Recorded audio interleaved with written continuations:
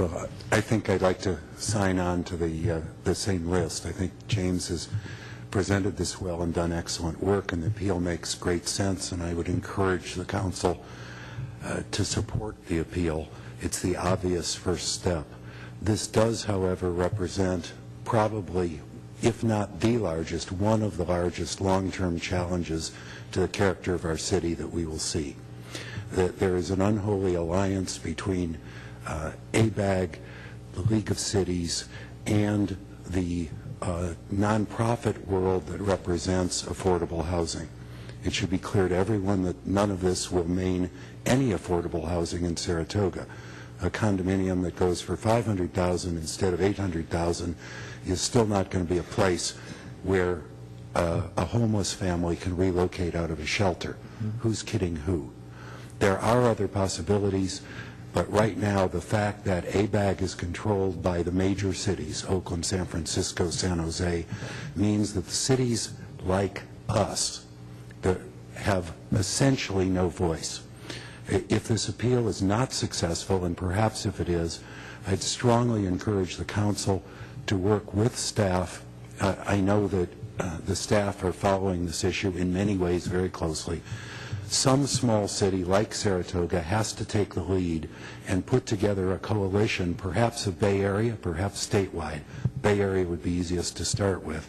But the Woodsides and the Portola Valleys and the Los Altos Hills and the Tiburons and Belvederes of the world are not going to find jobs to match their populations.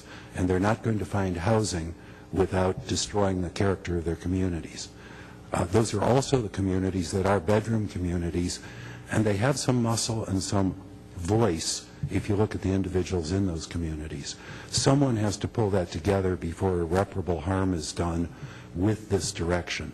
It's been coming for a long time.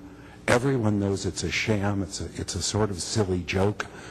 You have to change your housing ordinances so that you can get 400 houses, knowing full well that if you, in the next 10 years, build 8 of those 400, that would be miraculous. That's what we did last time. Does anyone expect that we will have multi-story, 20-unit to a density, 20-unit to the acre density housing built between McDonald's and See's Candy? Could we show of hands for all those who think that's likely to happen soon?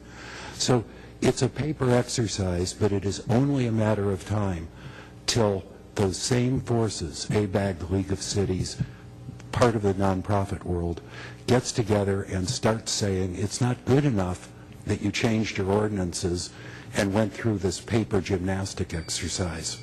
What will happen next is a requirement that you have penalties for cities that actually haven't built those units.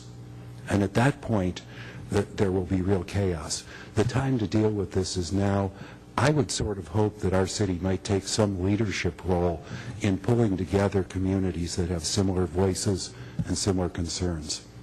Thank you very much. That's great. Thank you, Jeff. Well said.